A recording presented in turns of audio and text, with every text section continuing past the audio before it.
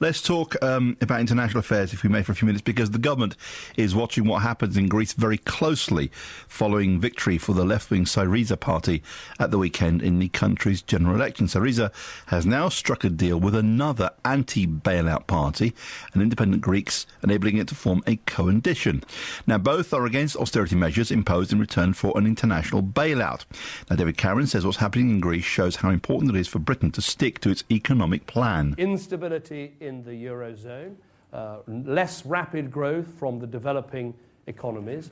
These things, these warning signs, I believe, point even more to the importance of sticking to our long-term economic plan that is delivering, rather than taking a risk with the people who got us into this mess with their plans for more borrowing, more spending, more tax. Well, let's talk to Lucy Thomas. Lucy is the campaign director at Business for New Europe. Lucy, very good evening to you.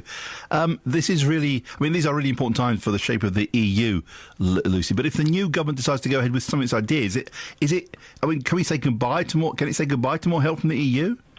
I think that all remains to be seen, and I think what this is the first big test, really, of that austerity, which we've seen across the EU, and this is the first election where you've seen that backlash, really, where people have voted to try and put an end to it, because we have to remember that there have been serious austerity measures imposed in Greece. I mean, way more than we've seen in the past few years since the financial crisis. So, people have had to take huge wage cuts to their wages.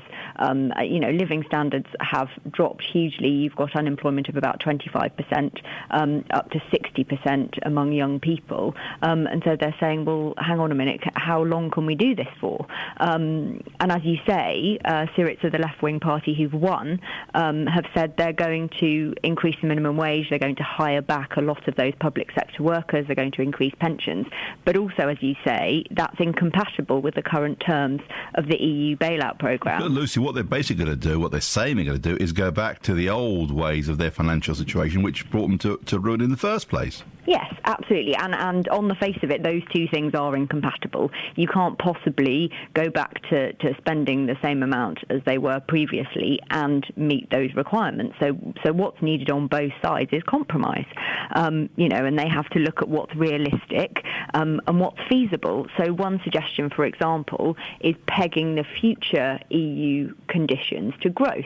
So they actually look at the Greek economy and say, OK, what might you be able to pay back and when, rather than here is a very strict regime where you keep cutting, living standards keep going down, then there isn't any growth. Because ultimately, the Greek economy needs to get back to growth and needs to be able to work on its own rather than meeting certain arbitrary targets. One has to have great sympathy with the Greek people because they really have been through the mill, but they have been architects of their own demise.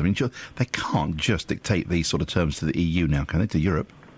Well, that's what we're going to see. I think if you look at polling data, 75% of Greek people say they have to stay in the euro come what may. So I think no matter how hard Syriza want to push for a change to what they have, ultimately they don't want to leave the euro, and they themselves, Alexis Tsipras, the new Prime Minister, he said himself he doesn't want to leave the euro. So the question is, how much can you negotiate within the current terms before you get to the end? What the markets don't like is uncertainty, and what we have is uncertainty. This could create huge instability across Europe. Spain watching closely, as will Ireland as well. What response do you think the EU should give, Lucy? Well, yeah, that is the question, as you say, because the knock-on effect could be huge if the EU gives too much.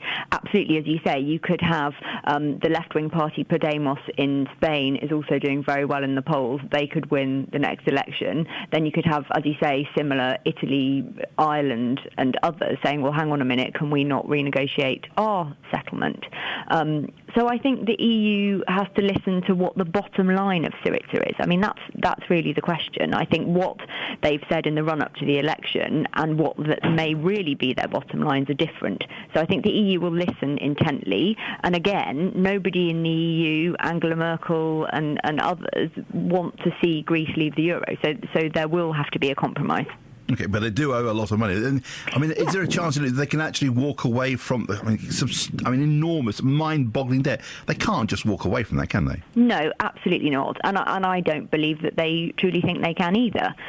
It's a question of sort of messaging and how much they can sell back home, and whether Tsipras can say to his supporters, I've managed to get an end to austerity in some form or another. I mean, absolutely, they're not going to be able to write off all their debts. I mean, maybe some kind of a haircut, maybe some kind of extension. Quite a sharp haircut. Yeah, or an extension, so ultimately you never really end up paying it back, but there's some kind of incentive.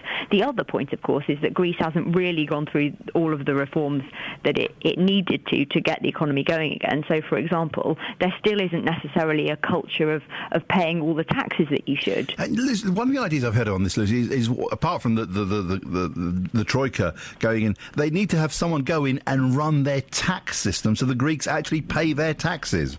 Yeah, I mean, and that's a huge cultural thing where, for various reasons, it just hasn't been, something that people have done because the system wasn't trusted. So, you've got corporations not necessarily paying tax in the way that we would. Likewise, individuals. You have a VAT system, for example, where it just wasn't the done thing to pay VAT because you wouldn't ever get a receipt. So Lucky you wouldn't think, so you wouldn't think that the restaurant or shop or whatever was going to pass that on to the state. In the last few years, you had a situation where people were asking for VAT receipts so that they could see how much was going to the state and that it was actually going through. But people started to realise that the prices would go up. So if you ordered your whatever it is with VAT, you'd pay a higher price than you would without the VAT. So people think, well, hang on a minute, I just won't ask for a VAT receipt. So absolutely, there's a cultural issue there for sure. Interesting times ahead, Lucy. Thank you, Lucy Thomas, campaign director at Business for New Europe. You've got to have sympathy with the Greek people. They really have suffered, but they think that with this election result, they've got to start employing thousands of people again in the civil service, paying them to retire at 40. It's not going to happen. Goodness me.